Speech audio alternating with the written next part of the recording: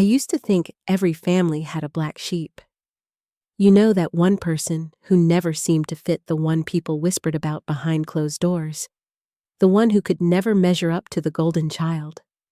What I never expected was that in my family, that black sheep would always without fail be me.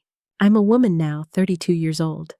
But sometimes when I sit alone at night staring at the walls of my small apartment, I still feel like that awkward, unwanted little girl who tried so hard to please her mother, only to be reminded again and again that she wasn't enough.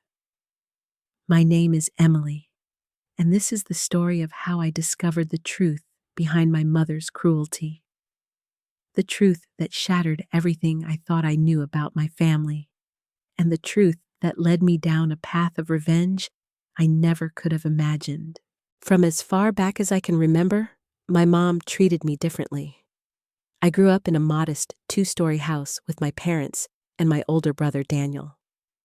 He was the golden boy, handsome, athletic, charming. He could do no wrong in my mother's eyes. Every time he brought home a decent grade, she praised him like he had just discovered fire. Every time he won a little league game, she bragged about him to all her friends like he was destined to become a superstar. And me? Well, I was invisible. Worse than invisible, I was a burden. I wasn't ugly or stupid.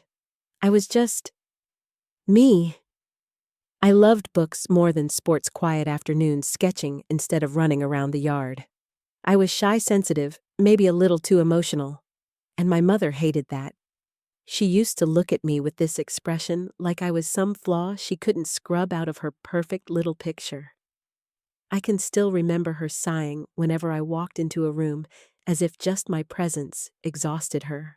One of my earliest memories was on my 7th birthday.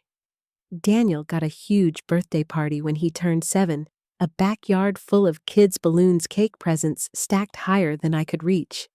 When my birthday rolled around, I asked if I could have a party too. My mom gave me this cold little smile and said, "We don't have the money for that right now, Emily. Maybe next year." And yet, just a few months later, Daniel got another party, this one even bigger than before. That day, sitting alone in my room with a single cupcake and one tiny gift from my dad, something inside me cracked. I told myself not to cry, because crying would only make her mad. But the tears came anyway, hot and bitter. As I got older, the differences only became clearer. Daniel was sent to a private school while I stayed in public. He got new clothes every year. I wore his hand-me-downs even when they didn't fit right. He got to go to summer camps while I was told I had to help around the house. My mother's excuses were endless, but the truth was impossible to ignore. She simply didn't care about me. I tried to win her approval in every way I could. I studied hard, hoping that maybe if I brought home straight A's, she would finally look at me with pride.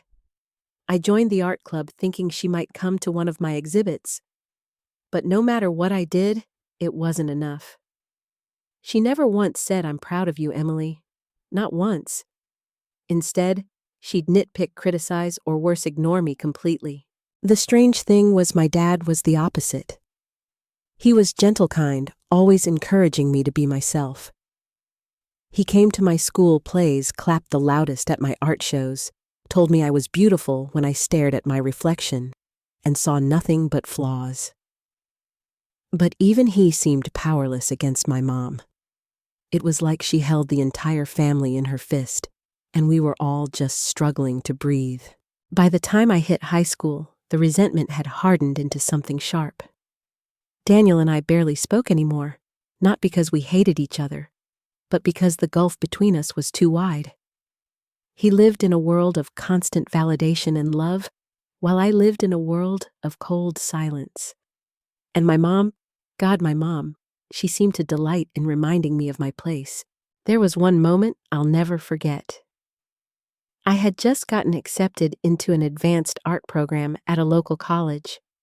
I was 17, and it felt like the biggest achievement of my life. I came home that day, bursting with excitement, holding the letter in my hand, hoping, praying that just this once she would be proud of me. I handed her the letter, and she barely glanced at it before saying, "That's nice, Emily, but don't get your hopes up. You know art isn't a real career." Then she tossed the letter onto the counter like it was junk mail. I ran to my room and sobbed until my chest ached. That night, I promised myself I would never give her the satisfaction of seeing me cry again. But promises like that are hard to keep, especially when you're still just a girl desperate for her mother's love. Years passed and I went off to college. I thought maybe the distance would heal the wound. Maybe if I wasn't under her roof anymore, I'd stop feeling like that unwanted child. For a while, it worked. I made friends, discovered independence, and even fell in love. But every holiday, every phone call, every reminder of her voice would drag me back into that pit of longing and rejection. And no matter how much I tried to pretend I didn't care, the truth was, I still did. I wanted to know why. Why me? Why was I the black sheep? What had I done to deserve it? That question haunted me into adulthood. It haunted me through heartbreaks and failures, through sleepless nights and therapy sessions where I tried to untangle the knots of my childhood. But the answer never came until one day it did. And the truth was darker than I could have ever imagined. It started with my father. He had been sick for a while, lung cancer. I remember visiting him in the hospital, the beeping machines, the sterile smell, his frail hands gripping mine. He looked at me with this sadness in his eyes, like there was something he needed to tell me but couldn't. He died before he ever said the words. And in the aftermath of his death, while cleaning out his things, I stumbled across a box that changed everything. It was hidden in the back of his closet behind old winter coats and shoeboxes filled with photos. Inside were letters, dozens of them, all addressed to me. But here's the strange part, none of them were from him. They were from a woman I didn't know. A woman named Margaret. I remember sitting on the floor of that closet, hands trembling as I opened the first letter. "My dearest Emily," it began. "I think of you every day. I wish I could be in your life, but your mother won't allow it." I froze. What the hell was this? Who was Margaret? Why was she writing to me? Letter after letter, the story unfolded like some twisted nightmare. Margaret was my biological mother. My dad had been in love with her before he married the woman I knew as Mom. For reasons I didn't yet understand, he had been forced to marry my mom instead, and Margaret had been cut out of my life entirely. And suddenly, everything made sense. The rejection, the cruelty, the way she looked at me like I was a stain she couldn't scrub out. It wasn't just that she didn't love me, it was that I wasn't hers. I was living, breathing proof of my father's love for another woman. I can't even describe the rage that consumed me in that moment. It was like every wound she had ever inflicted split open at once, bleeding all over again. All those years, I blamed myself for not being enough. All those nights I cried into my pillow, begging to know what I had done wrong. None of it was my fault. It was hers. It was her twisted revenge against a child who had never asked to be born. I don't know how long I sat there in that closet surrounded by those letters, shaking with anger and grief. Hours, maybe. Days. The world outside blurred, but inside me something sharp and cold began to take shape. A need for answers. A need for justice. A need for revenge. Because if she thought she could bury the truth forever, she was wrong.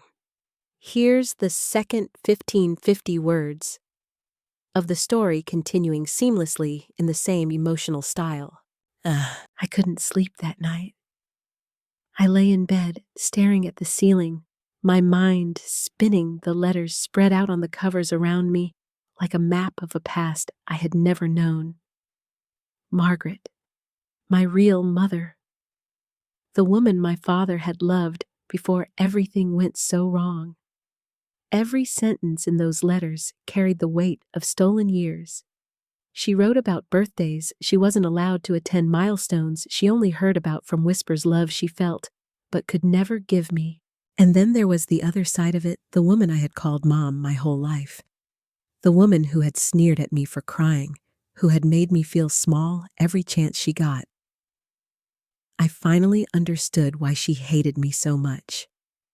I wasn't her child. I was a constant reminder of betrayal, a living scar she could never erase. But knowing the truth didn't heal me. If anything, it made the wound deeper. Now I wasn't just the black sheep, I was the outsider, the intruder, the daughter of another woman entirely. I kept the letters hidden. Part of me was terrified to confront her, but another part of me burned for the moment I could finally force her to admit it. Days turned into weeks, and my grief for my father began to twist into something darker. Every memory of her cruelty replayed in my head, but now with sharper edges.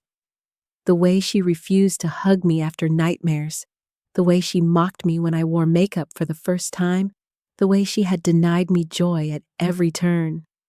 It was all revenge. Her revenge against me for simply existing. I tried to find Margaret. The letters had return addresses, but they were old, some dating back 20 years. Still, I tracked down what I could. I wrote letters, made phone calls, searched online. For months, I got nothing back. I started to think she was gone, or maybe she had given up on me long ago. And just when I was about to lose hope, a letter came. The envelope was thin, shaky handwriting scrawled across the front. My hands trembled as I opened it. "My sweet Emily," it began. "I can hardly believe you found me after all this time. There are things you deserve to know, but they are painful. Please come meet me. I want to see you face to face." I drove 3 hours that weekend to a small town I had never been to before. My heart pounded the entire time. When I finally pulled up to the address, a modest little house with a sagging porch, I felt like I was standing on the edge of a cliff. Margaret was older than I expected, her hair streaked with gray, her face lined with time and sorrow. But her eyes, God, her eyes, they were my eyes. The moment I saw her, I knew. She opened her arms, and for the first time in my life, I felt what it was like to be held by a mother who actually wanted me. I broke down, sobbing into her shoulder, years of longing spilling out all at once. We talked for hours that day. She told me about how she and my father had fallen in love when they were young, how she had gotten pregnant with me, and how my grandmother, my father's mother, had forced him to marry the woman who became my stepmother. She was from a good family respected in the community, and Margaret was considered unworthy, so they cut her out. My stepmother agreed to raise me as if I were her own, but she never forgave my father for it, and she never forgave me. Listening to that story, something inside me shattered and hardened all at once. I finally had the truth, but it came with the weight of betrayal that stretched back decades. My entire childhood had been built on a lie. When I drove back home that night, my chest was tight with rage. All the years I had begged for love, all the nights I had hated myself, all the times I thought I was the problem, it was her. Always her. She had stolen my mother from me, poisoned my childhood, twisted me into someone who never believed she deserved happiness. And I wanted her to pay. It started small. I stopped pretending to care about pleasing her. When she made her sharp little comments, I fired back. When she tried to belittle me in front of relatives, I didn't shrink anymore. I confronted her. I could see the flicker of shock in her eyes every time I stood my ground, and it fueled me. But that wasn't enough. Not after everything she had done. I decided she needed to face the truth in front of everyone. The perfect opportunity came when Daniel announced his engagement. My mother, of course, was over the moon.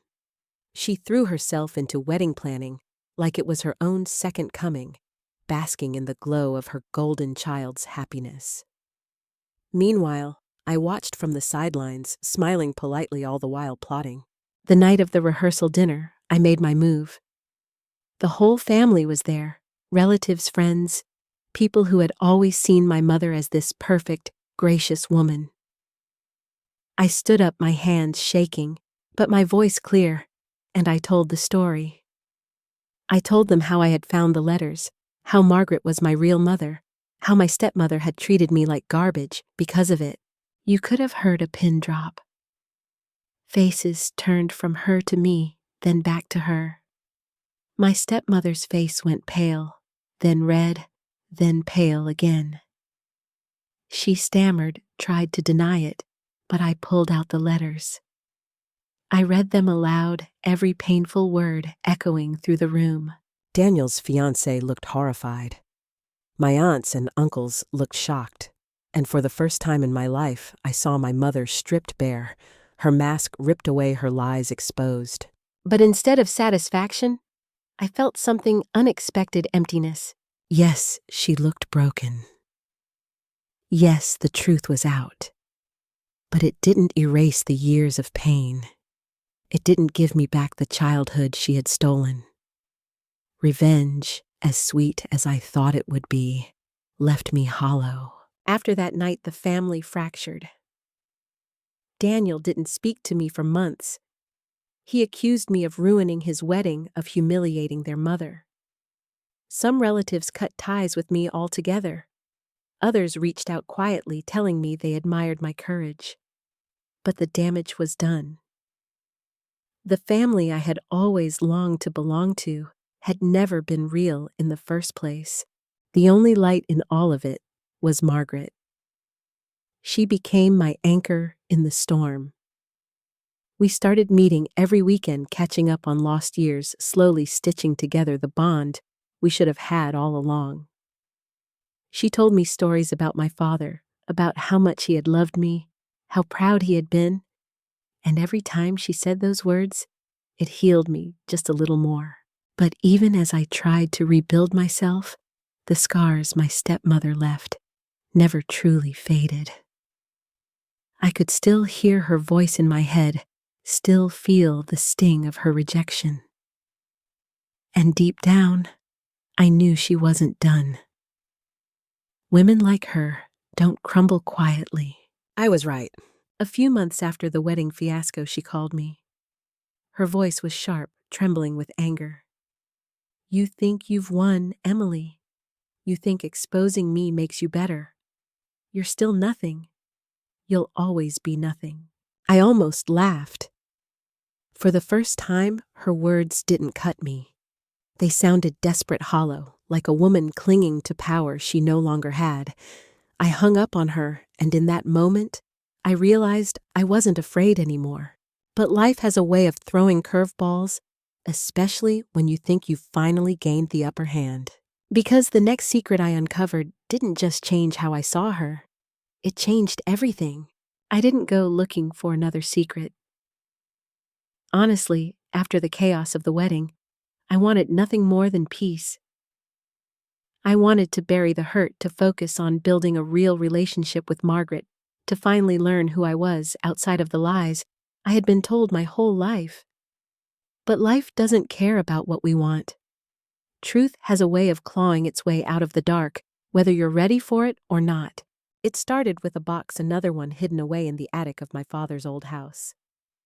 I was cleaning out the place, preparing to sell it, when I found it wedged behind some insulation. Unlike the first box of letters, this one was sealed tight, taped at the edges. For a long time, I just stared at it, debating whether I even wanted to open it. After everything I had already learned, part of me feared what else might be waiting.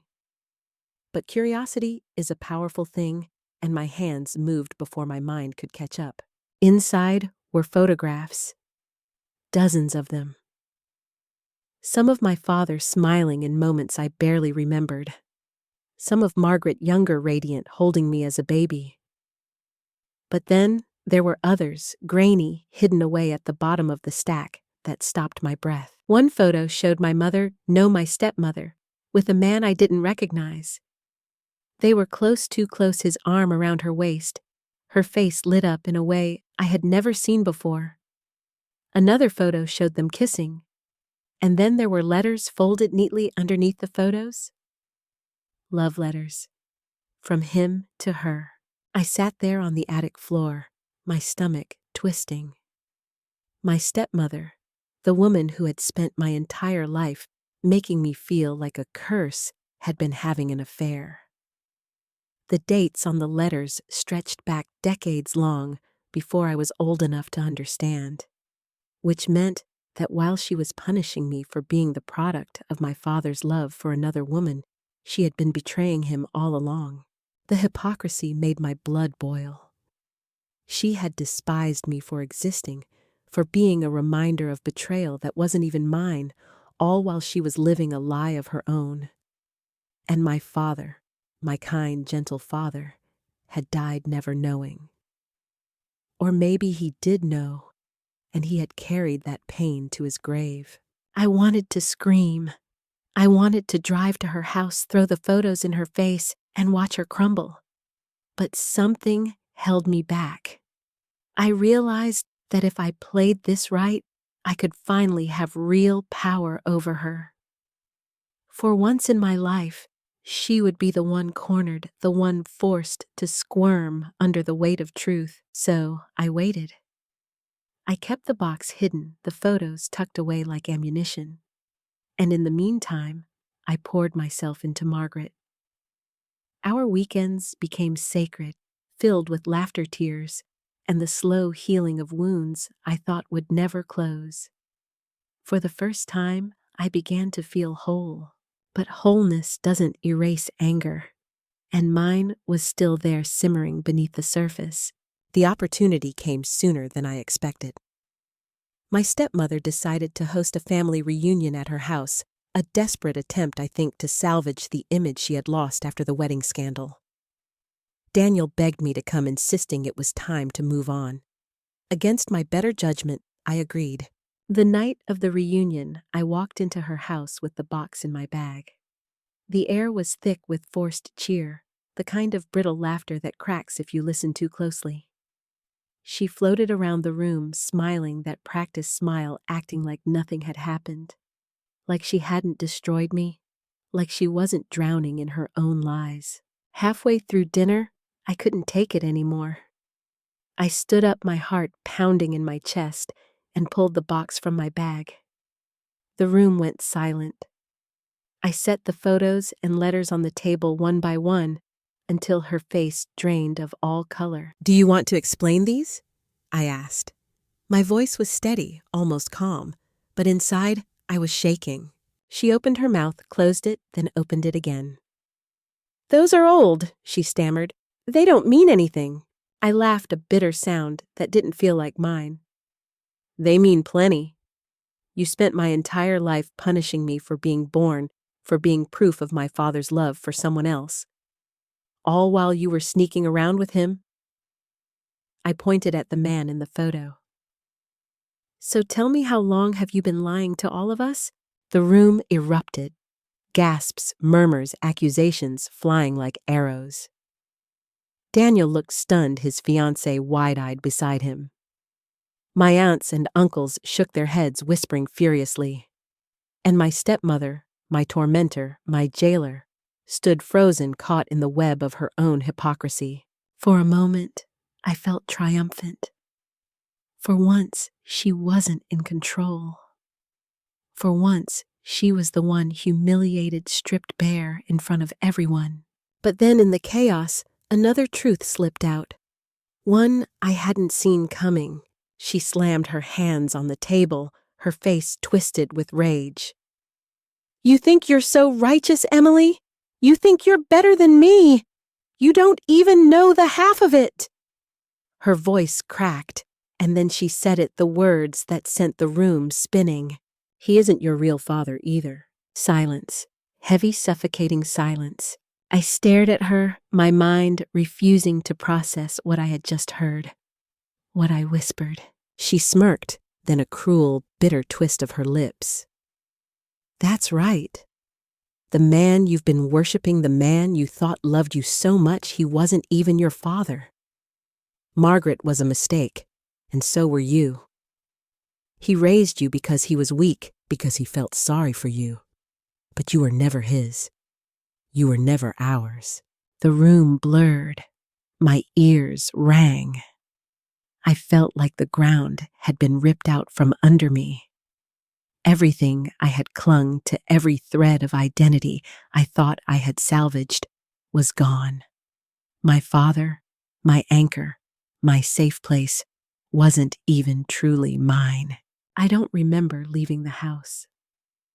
One moment, I was standing there. The next, I was in my car, the photos and letters scattered across the passenger seat. I drove aimlessly for hours, tears blurring my vision, rage and grief crashing over me in waves. By the time I pulled into Margaret's driveway, I was shaking so badly I could barely walk. She opened the door, took one look at me, and pulled me into her arms. I collapsed against her, sobbing, choking out the words. She said, "Dad wasn't my father." Margaret's face went pale. She led me inside, sat me down, and for the second time in my life told me the truth. It was true. My father, the man who raised me, who loved me, was not my biological father. He had known from the beginning, but had chosen to raise me anyway. He loved me as his own, even when he had every reason not to. And Margaret, she had been young, scared, caught in a love triangle she couldn't escape. Hearing it shattered me. But in the shards, there was something else, a deeper understanding. A realization that the man I called Dad had chosen me even when he didn't have to. His love had been real, and my stepmother's cruelty. It wasn't just about Margaret. It was about me. Because no matter what, I was living proof of her humiliation. That night, sitting in Margaret's kitchen, I made a decision. I couldn't undo the past. I couldn't make her love me or erase the scars she had left. But I could make sure she never hurt me again. And I could make sure she paid for what she had done, not just to me, but to everyone she had deceived. I began to plan. My plan wasn't something I rushed into.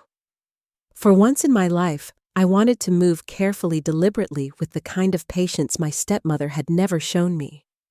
She had thrived on impulsive cruelty, on striking when I was most vulnerable. But I wasn't her anymore. I wanted her downfall to come not from a scream in the night, but from the steady unraveling of every lie she had built around herself. It began with the letters and photographs. I organized them neatly, documenting dates, cross-referencing details with things Margaret told me. I wasn't just a wounded daughter anymore.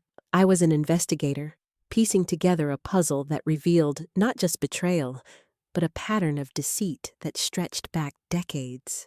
The more I uncovered, the more it became clear she wasn't just cruel. She was calculated.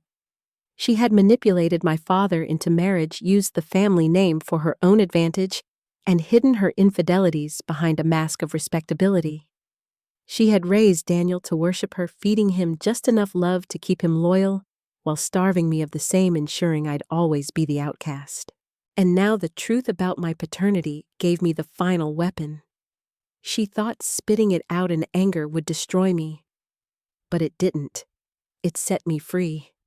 Because once I accepted that the man I'd called Dad had chosen me not out of obligation, but out of love, I realized she could never take that away. His blood didn't matter. His love did. And in that love, I had already won. But winning wasn't enough. I wanted her exposed fully, publicly, irrevocably. So I reached out to relatives carefully, one by one. I showed them the photos, the letters, the truth about my father's choice. Some were shocked, some angry, some unwilling to get involved. But slowly, a tide began to turn. Whispers spread. The perfect woman, the flawless mother wasn't who she claimed to be. And the one she had labeled the black sheep. She wasn't weak anymore. The real blow came when I uncovered financial records documents my father had hidden away before he died. She had siphoned money from family accounts, funneled it into secret investments under another name. My father must have kept the proof in case he ever needed it, and now that he was gone, it was mine to use. With Margaret's help, I gathered everything into a file thick enough to shatter reputations. Then, on a quiet Sunday afternoon, I requested a meeting with Daniel. He resisted at first, still bitter from the wedding, still clinging to the version of our mother he wanted to believe in. But eventually, he agreed. When we sat down, just the two of us, I slid the file across the table.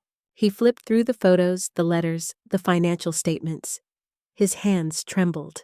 His face went pale. For the first time, I saw doubt crack his certainty. She wouldn't, he muttered. She did, I said softly. And you know it. You've always known deep down. You just didn't want to see it. He looked at me, then really looked at me.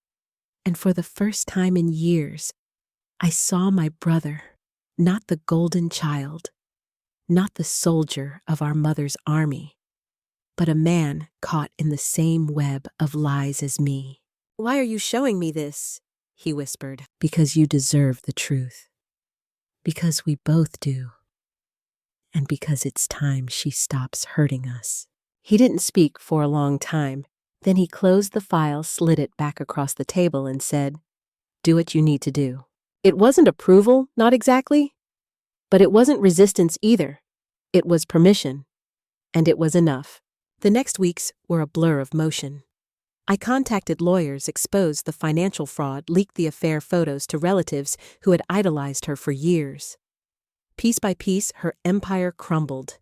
She lost respect, she lost friends, and eventually she lost control of the family finances she had guarded so tightly.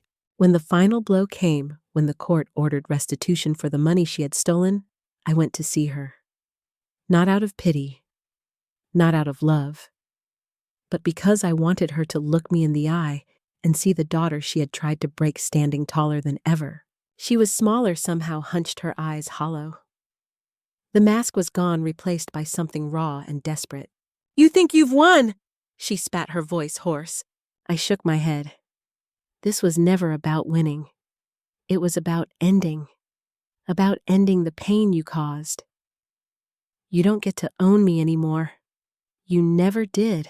For a long moment, we just stared at each other, two women bound by a lifetime of lies and hate. Then I turned and walked away, leaving her to drown in the wreckage of her own making.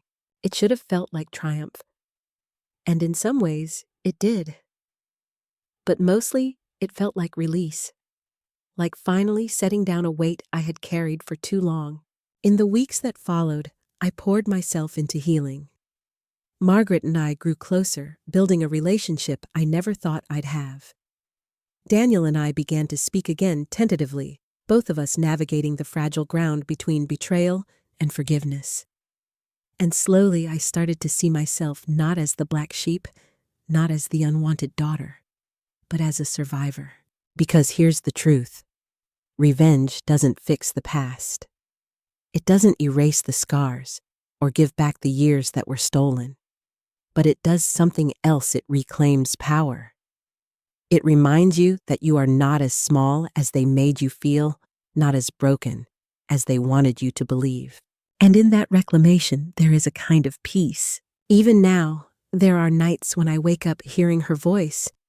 Nights when the echoes of her cruelty slip into my dreams. But when I open my eyes, I see Margaret's photo on my nightstand. I feel the warmth of her love, and I remember I was never the problem. I was never the mistake. I was the truth she couldn't bear. And in the end, the truth is what destroyed her. So if you're listening to this, if you've ever felt like the black sheep in your family, unwanted or unloved, let me tell you this. Your worth isn't defined by the people who fail to see it. Sometimes the ones who should love us most are the ones who wound us deepest. But their cruelty is a reflection of them, not you. You are more than their lies. You are more than their rejection. I carried my scars for years, thinking they made me weak. But now, I see they are proof I survived.